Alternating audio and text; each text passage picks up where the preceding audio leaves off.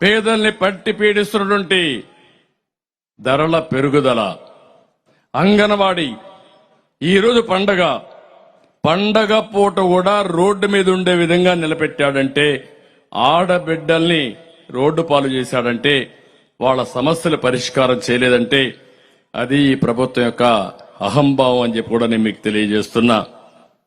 ఇంకో పక్క యువత తమ్ముళ్ళు చాలా హుషారుగా ఉన్నారు, కానీ మీకు ఉద్యోగం మాత్రం లేదు, జాబ్ లేదు. నిరుద్యోగ సమస్యను కూడా తగలబెట్టాం. భవిష్యత్తులో ప్రతి ఒక్క తమ్ముడికి ఉపాధి కల్పించే బాధ్యత తెలుగుదేశం, పవన్ కళ్యాణ్ గారు ఇద్దరం కలిసి జనసేన తెలుగుదేశం పార్టీ తీసుకుంటామని చెప్పి కూడా మీకు అందరికీ చేస్తున్నా.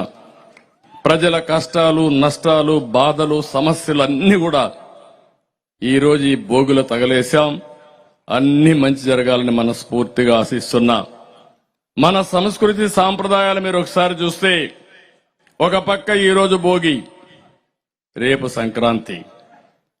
సంక్రాంతికి మళ్ళా ప్రతి ఒక్కరి జీవితాల్లో వెలుగు రావాలని మన పెద్దలను ఒకసారి పూజలు చేసి నివాళులర్పించి మళ్ళా మన కొత్త క్రాంతుల కోసం ముందుకు పోయే పండుగ. మన సంస్కృతిలో ఇంకో భావం చూస్తే ఎల్లుండు కనుమ పండుగ రోజున పశువులకు కూడా పూజలు చేసి పశు సంపద పెరగాలని, తద్వారా పాడి పంటలే కాదు పశు పంటలు కూడా పశు సంపద పెరగాలని మనం ఆకాంక్షించే పరిస్థితికి వస్తున్నాం. ఇలాంటి ఒక సుసంపన్నమైనటువంటి సంస్కృతి సాంప్రదాయం తెలుగు వారి సొంతం, దాన్ని నేను గర్వపడుతున్నా. కానీ ఈరోజు నాకు ఒక బాధ కూడా ఉంది. ఈరోజు పండుగ కూడా సరిగా జరుపుకోలేని పరిస్థితిలో పేదవాళ్ళు ఉండే పరిస్థితికి వచ్చారు.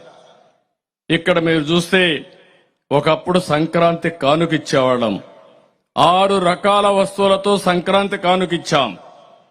అదే మరి క్రిస్మస్ గిఫ్ట్ ఇచ్చాం, రంజాన్ తోఫా ఇచ్చాం. ఈరోజు పండుగ జరుపుకోవాలంటే ధరలు విపరీతంగా పెరిగిపోయినాయి. ఒకటి కాదు, నిత్యావసర వస్తువుల ధరలన్నీ పెరిగాయి. పెట్రోల్, డీజిల్ పెరిగింది, కరెంటు ఛార్జీలు పెరిగాయి, పన్నులు పెరిగాయి. ఇంకా మీరు చూస్తే పేదవాడు బతికే పరిస్థితి లేకుండా పోయింది.